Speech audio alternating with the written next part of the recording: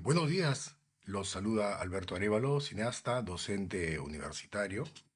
Hoy estamos con Emilio Moscoso eh, para conversar acerca de la preservación de 5 cortometrajes peruanos. Esto como parte de lo que se denomina devolución ciudadana en el marco de los estímulos a la distribución cinematográfica del año 2021. Esto se da en el al cine peruano a través del Ministerio de Cultura. El propósito de esta charla es que las personas que están asistiendo o las que luego puedan acceder al video que va a quedar en la plataforma Facebook puedan conocer la experiencia, recoger información valiosa para poder también difundir y proponer nuevas restauraciones, ¿no? Les presento a Emilio. Emilio Moscoso Manrique es un destacado productor, director de cine peruano. Se graduó como licenciado en literatura en la Universidad Mayor de San Marcos. Fundó con Francisco Lombardi en el año 1974 la empresa cinematográfica Inca Films, ejerciendo la labor de eh, productor ejecutivo. Aproximadamente 50 cortometrajes y una docena de largometrajes.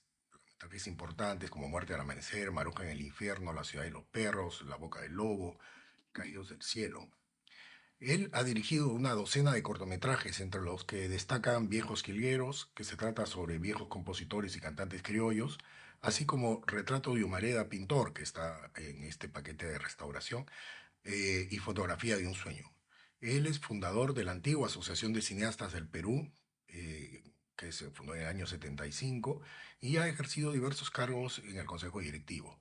Desde el año 1999 ejerce la docencia en la Universidad Ricardo Palma en la asignatura de medios audiovisuales y desde el año 2000 dicta un seminario de video en la misma universidad en la especialidad de maestría en educación por el arte. También ha dictado otros cursos, talleres, seminarios en institutos superiores como Charles Chaplin o INITEL. Él ha sido invitado a festivales internacionales como el Festival de La Habana, Tashkent, Huelva, Cartagena, como jurado por Signis. En el Festival de La Habana del año 2004, varias veces jurado por Signis en secciones especializadas en el Festival de Lima, organizado por la Universidad Católica. En el año 1996 es designado secretario ejecutivo del Consejo Nacional de Cinematografía que se funda ese año y lo organiza y le da vida, digamos, a esta institución.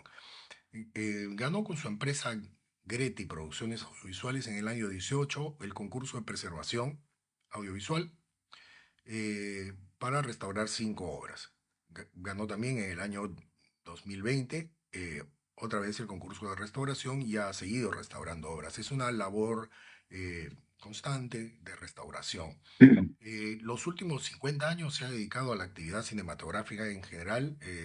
Emilio nos va a compartir su experiencia de restauración y preservación de los cortometrajes Callejón Oscuro, que fue dirigido por Francisco Lombardi, Retrato de Humareda Pintor, dirigido por él, El Final, dirigido por Augusto Cavada, La misma carne, la misma sangre, dirigida por Aldo Salvini, y Baño de Mujeres, dirigida por Augusto Tamayo en el año 1992. Adelante, Emilio, escuchamos, Sí. cuéntanos tu experiencia. Ok, gracias Alberto. Buenos días amigos. Eh, bueno, básicamente voy a un poco a conversar sobre la importancia de la preservación. Ustedes saben que la tecnología ha avanzado muchísimo y antiguamente, disculpen, se filmaba en celuloide 35 milímetros. Todas las películas se hacían en celuloide 35 milímetros. Era revelado por insumos químicos, ¿verdad? Bueno, el cine peruano ha acumulado una gran cantidad de materiales de largometrajes y cortometrajes en celuloide. Disculpe. Entonces, la ley 19327 una ley que tuvo vigencia 20 años, se hicieron alrededor de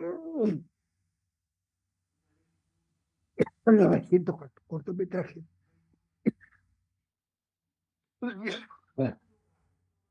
y 60 largometrajes. Entonces el material químico, como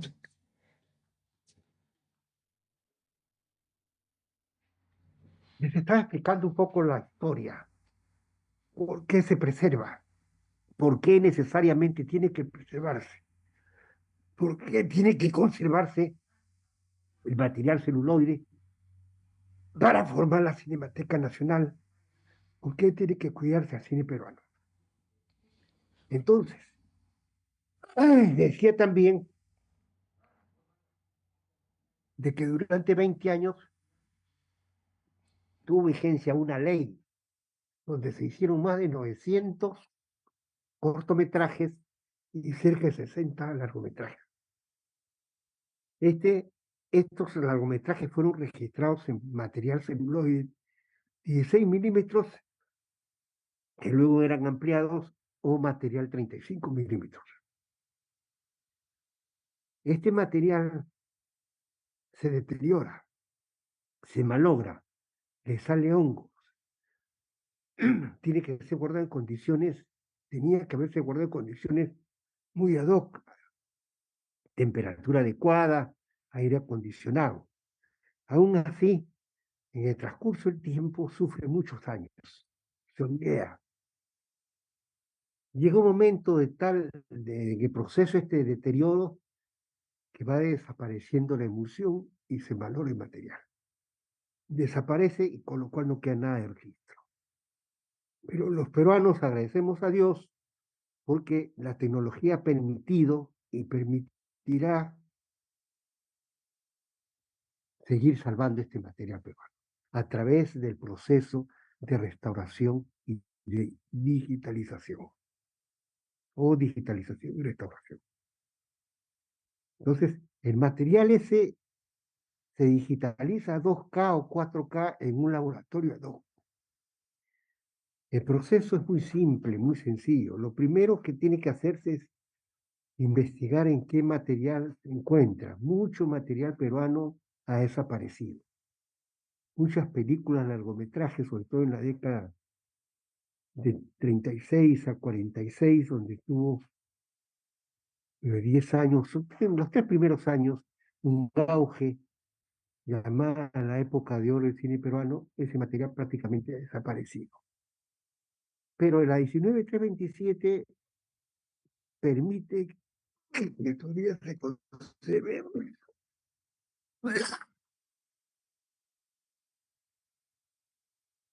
que todavía se conserve un material. Este material debe ser cuidado a través del proceso. El año 2018, si mal no recuerdo, sí, 2018, DAFO tuvo la fortuna o el acierto de dar un concurso de preservación. Ahí no se requerían materiales que tengan 20 años de antigüedad, como han sido los 2 últimos concursos. Entonces, para los interesados, los amantes, los adictos al cine peruano, a que este siga conservando informe y después una cinemateca, fue una gran noticia. Yo concursé el año 2018, he ganado 2020, 2021, 2022. Concursé con los 10 cortos de Francisco Lombardi, que ustedes saben es un cineasta de gran importancia para el cine peruano, y películas muy premiadas. Estas suman alrededor de 40 a 50 premios internacionales. Estas películas que suman alrededor de 40 a 50 premios son La Boca del Lobo, Tinta Roja, Pantaleón y las Visitadoras, Cuentos Inmorales, que ha sido dado hace poco preservada y restaurada en el Festival de la Católica, el Festival de Lima y la Universidad Católica, y llegué a juntar unos 10. La digitalización no ha sido excelente, pero sí ha sido bastante buena como para tener un material ya que nos permita decir que no se ha perdido esa película. ¿De qué depende la calidad de la restauración? Dos elementos importantes. Depende de cómo esté el material original. Si ese material original está muy deteriorado, el trabajo tiene mayores costos. El trabajo de restauración, de digitalización, a 2K tiene mayor presupuesto. Como no ese es el caso, los trabajos se han supeditado, uno, al presupuesto, a tener un buen laboratorio que se ajuste al presupuesto, y dos, a la calidad del material original.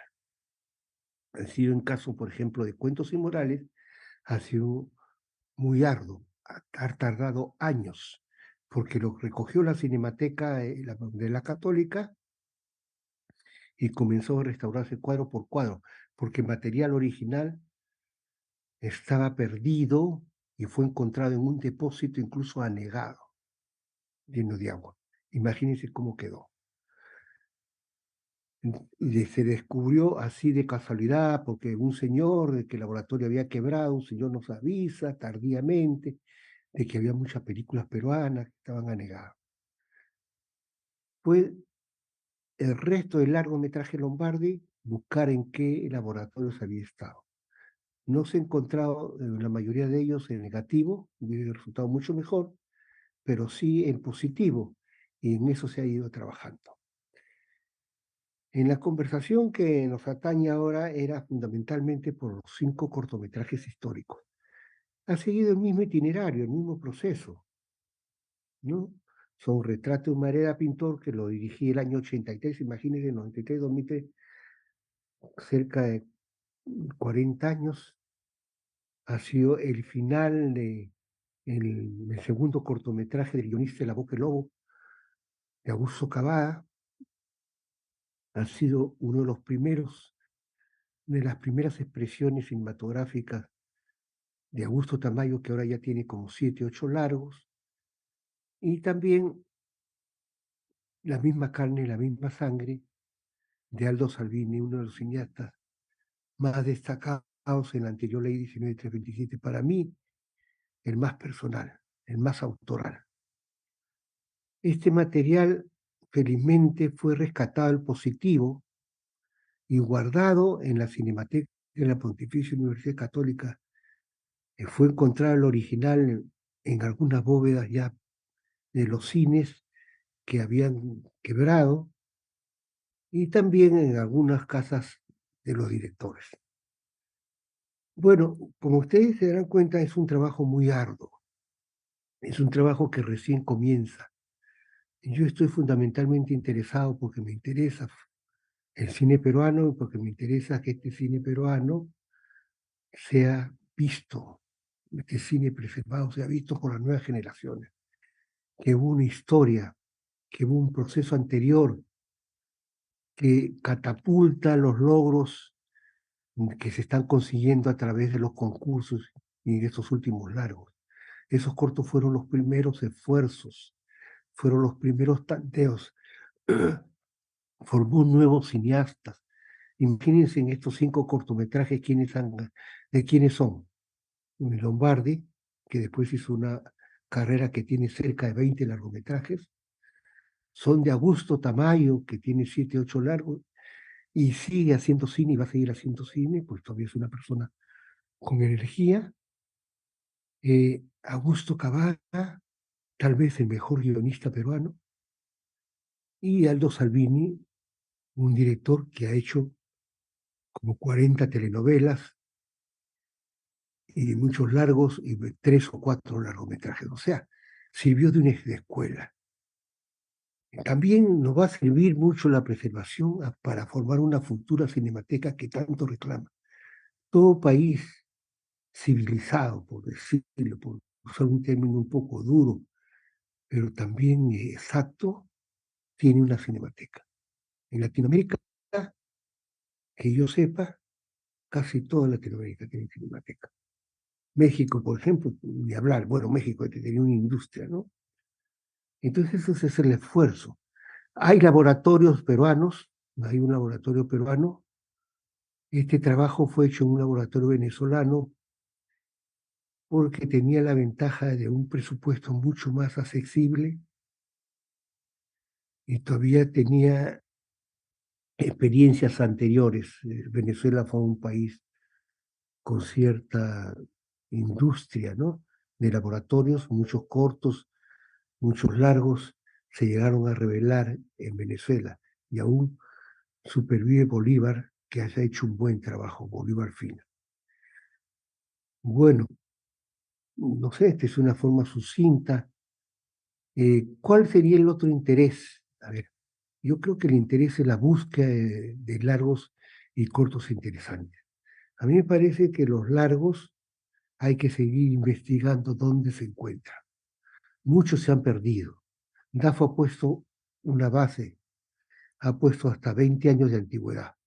Eso significa que hasta el año 2013, 2003, perdón, 2003, no pueden postular. Tienen que tener mínimo 20 años. O sea, bajo 2003, 2002, etcétera, no. Lo cual está muy bien, lo cual está muy bien porque eso recoge lo más urgente. Si ese material pasa más tiempo, va totalmente a desaparecer el material que exista. Entonces, el primer trabajo, la primera fase, no el primer trabajo, la primera fase es la búsqueda, investigar dónde se encuentra, si definitivamente se ha perdido. Yo creo que en el caso de largometrajes, si recogemos el libro de Nelson García, de la historia de la Isomía 327, debe haber unos 15 largometrajes que todavía existen copias, por lo menos en positivo. Ver quién tiene las copias, buscar la forma de conversar con esta institución o empresa o personas y ver las posibilidades de la digitalización. Luego de eso, lógicamente, conseguir el presupuesto. DAFO está aportando. Concursar en DAFO, una vez que se gane, yo creo que DAFO tiene mucho interés en seguir apoyando la preservación, con miras, como le decía al comienzo, de crear la cinemateca, que gane, se procede a conectarse con el laboratorio. Con el laboratorio ya tienen conexión. Se ha abierto campo en estos 3 o 4 años de concurso en el Perú y en México y en Venezuela. Que puede hacer un trabajo interesante y se salva el material, ¿no? Ahora, yo quería dejar en claro, en el caso de los cortometrajes, les decía que la 19327 es la ley anterior a esta, que es una ley que hizo más de 900 largometrajes, cortometrajes. El cortometraje servía como ejercicio de lograr una eficiente construcción audiovisual. Entonces, lamentablemente, como sucede también en esta ley, de los 900 largometrajes pienso que he estudiado muy bien, años yo estudiando. Yo trabajé en una empresa 18 años con Lombardi, Incafin, y también fui secretario ejecutivo de Conacine, lo que ahora es DAFO. Por ahí me informé muchísimo y hay que ser honesto. Yo creo que de los 900 cortometrajes habrá un 10% que debe ser rescatado, porque no va a haber dinero para 900 cortometrajes. Entonces debe priorizarse, de acuerdo tal vez a un procedimiento, un jurado podría ser, aquellos cortos que tengan más relevancia, digamos, expresiva, más jerarquía estética, ¿no? Por lo menos algo es algo. En el caso de los largos, pienso, es una opinión personal, que le he dado a conocer al mismo DAFO, todos los largos, eso es lo que hicimos. Malos, regulares, buenos, es lo que hicimos y los producimos. Y producimos. Son pocos y por lo tanto todos, sin discriminación alguna, deben preservarse, digitalizarse. y difundirse, difundirse. Como en este caso, esta charla sirve para difundir. Después estos cortos van a ser colgados seguramente de ese mi interés en YouTube, va a ser mostrado en Cineclus, en instituciones culturales, la mayor difusión posible, ¿no? Con esa prioridad que digo es una opinión personal, preservar todos los largometrajes y discriminar un 10% de los cortometrajes. Cuando se haya hecho esto prioritariamente, ya abrirse, es decir, preservar todo el material audiovisual. Hay muchos noticieros, noticieros del tiempo de la década del 40, el 50, que incluso en YouTube se puede ver, todavía en mala calidad, pero se puede ver, o sea que existe ese material.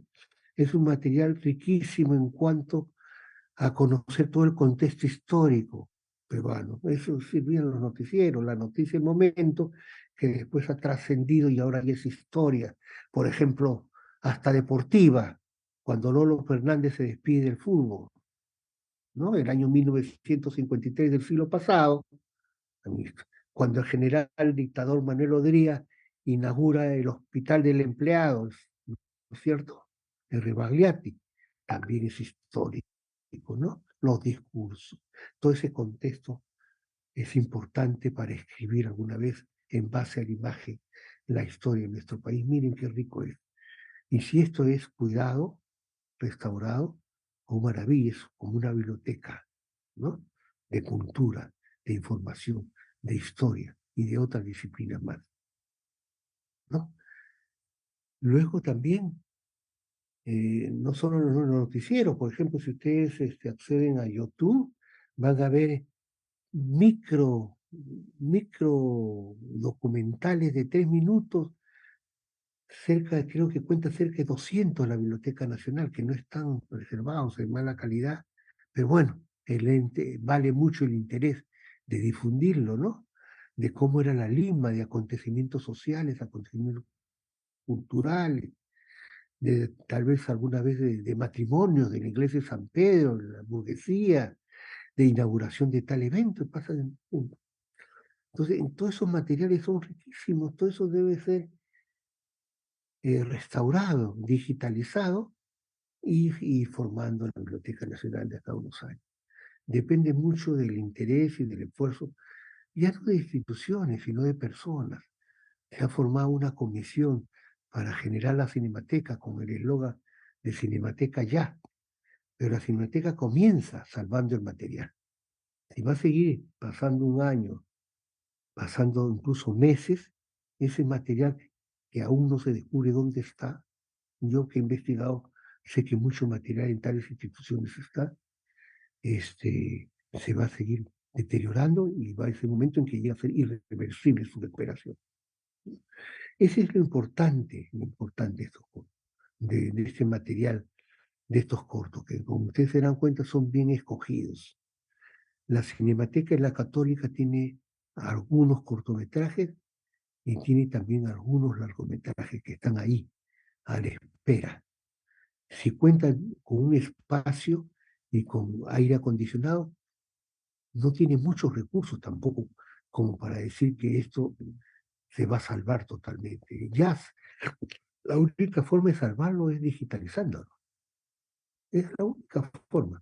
Incluso me dice Alberto Alebra, que es un técnico también especializado, que después de la digitalización puede durar 2, 3, 4 años, ya la tecnología irá descubriendo nuevos procesos técnicos para seguir preservando este mismo material. No es eterno, pero bueno, por lo menos ahora es un primer paso, ¿no? Eh, yo quisiera hacer un alto acá y si hay alguna pregunta poder resolverla. Sí, Emilio, has mencionado la Cinemateca. Y es muy importante remarcar que todo el esfuerzo que se está haciendo por recuperar películas se puede perder nuevamente, porque no hay hay un costo operativo de mantener mantener restaurado el cine, en general las obras, porque hay que hacerle mantenimiento. Los discos duros no duran para toda la vida, se queman, se malogran. Hay que tener un fondo, un presupuesto que permita digamos, esta labor que hacen personas individualmente, como tú, como otras personas que están haciendo restauración, que están aportando mucho, recogiendo lo que hemos hecho, pero necesitamos una institución que tenga el presupuesto y la capacidad de mantenerlo en el tiempo, ¿no? Que un poco que podríamos ahondar un poquito en ese comentario. Bueno, la cinemateca es todo un tema complejo, más en nuestro país donde el apoyo a la cultura es poco relevante.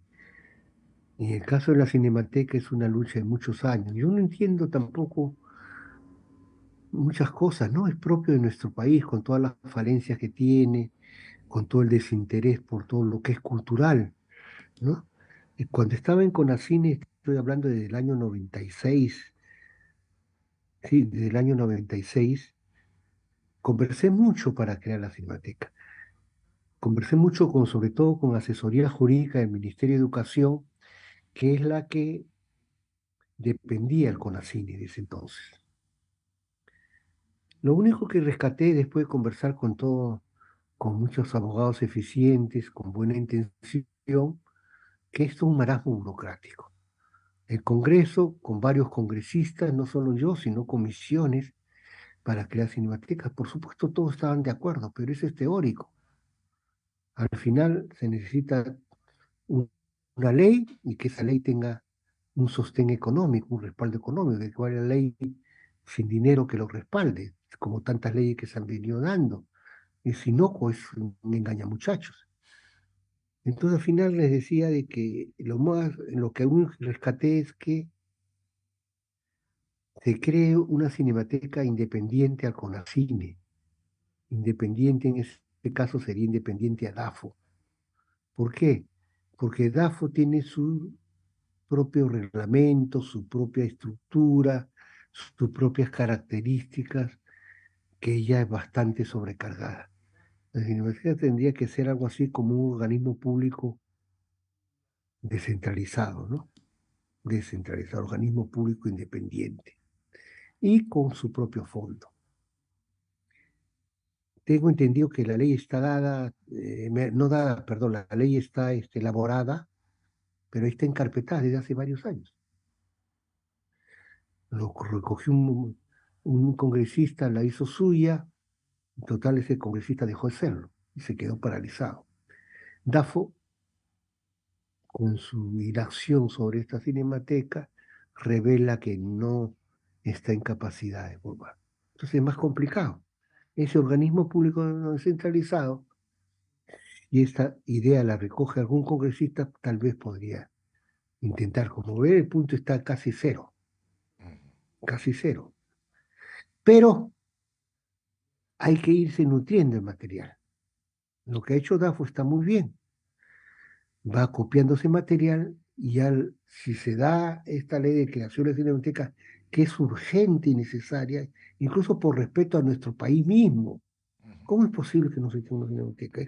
Es como no tener una biblioteca, una cosa equivalente, porque ahora las bibliotecas están digitalizando los textos, ¿eh? Que en cierta forma son textos que se pueden leer por internet, se pueden leer por plataformas, igual una biblioteca. Ya se puede leer también, se puede ver películas por plataforma, ¿no? Eh, por claves, etcétera. Pues, casi similar.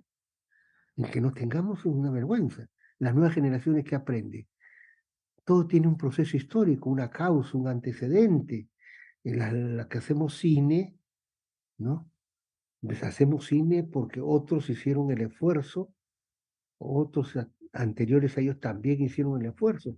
Yo recuerdo mucho una famosa frase en una conversación coloquial, una conversación espontánea, que había un grupo de interesados, del poeta Pablo Guevara, ¿no? Digamos, un gran poeta que también hacía cine, hizo varios cortos muy interesantes, Semilla, Ichioyo, en fin.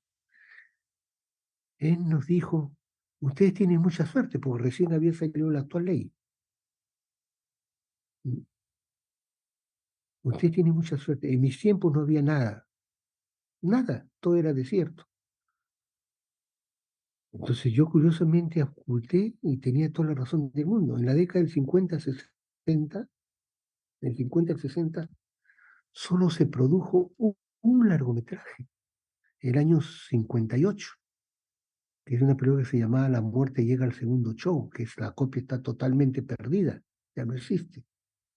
Solo en los libros de Ricardo Bedoya, en los artículos que apareció en la revista de cine de Isaac León, en el libro Violeta Núñez, se lee por ahí.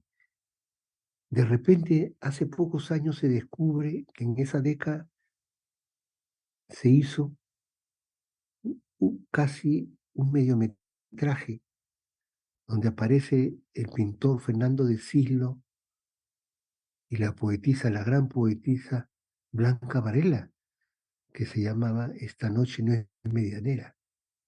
Interesantísimo, muy bueno. Este material positivo, por ejemplo, no sé quién lo tiene, pero es cuestión de investigar, existe. Les estaba diciendo lo que había expresado alguna vez el poeta Pablo Guevara, de que el páramo en la década era un desierto, en la década del 50 al 60. Entonces, a partir ya de la de la ley 19327, del 72 al 92, ya se fue perfilando un desarrollo sostenido, digamos así, del cine peruano. De esa época es necesario rescatar todos los largometrajes. Bien, yo he querido un poco emotivamente, ¿no? No técnicamente, emotivamente, tratar de motivar a que este esfuerzo se mantenga y se sostenga. Ya se dan los primeros pasos, no hay que ser, por supuesto, negativo en absoluto. Ya como le dije, se han preservado yo personalmente, en mi empresa, 10 largos de Lombardi, ¿no? Hay otras empresas que también han preservado algunos largos y cortos. En este año estoy intentando que el primer largometraje de Fabricio Aguilar, Paloma y Papel, sea preservado. Y también ya he logrado que los cortos de Salvini, como dije, un director interesantísimo, ya está logrado, ya están las copias, ya está el máster, ya está digitalizado. Y tengo entendido de que otros largos, no muchos, han sido también preservados y restaurados. Sobre todo es importante aclarar que la Cinemateca de la Católica, si gana un largo de Armando Robles Godoy, ya también cumple con la función que le compete de ayudar a preservar todo lo que es de Armando Robles Godoy, que muchos lo consideran una figura importante en el cine peruano. Uno es tal vez un director que hizo 3 o 4 largometrajes que han formado escuela, ¿no? Entonces, es algo, eso es material, ¡boom!, a la futura cinemateca.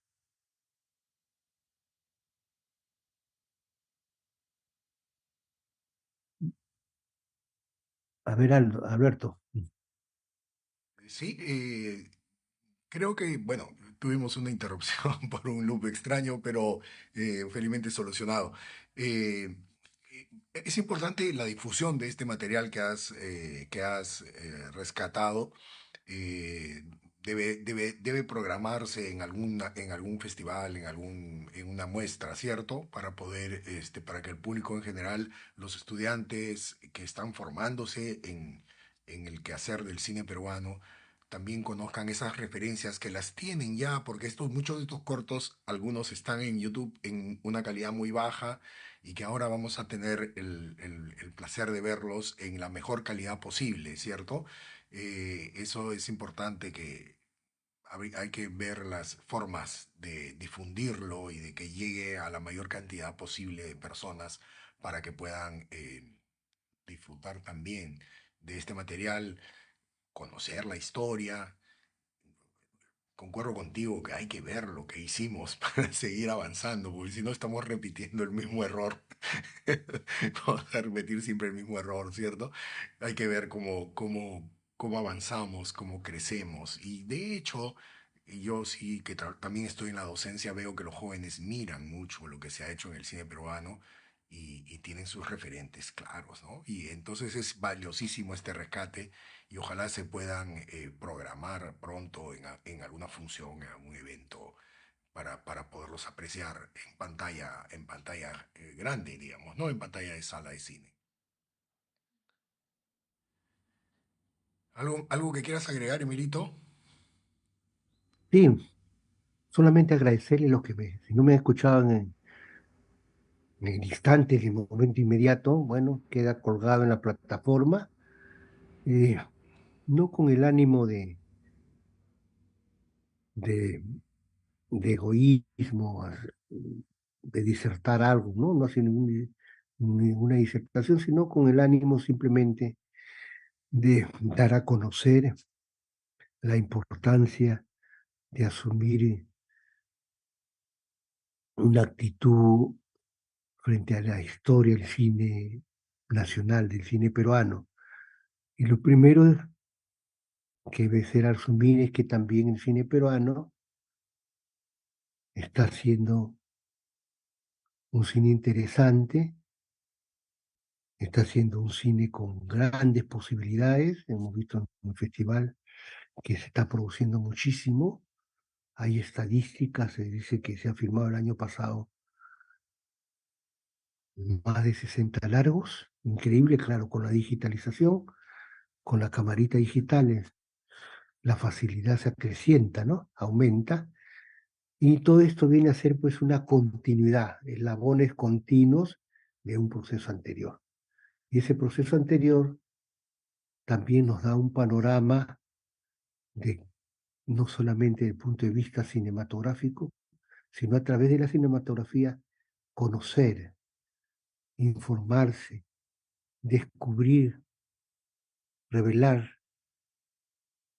culturizarnos, querer nuestro país, descubrir con mayores elementos nuestra identidad.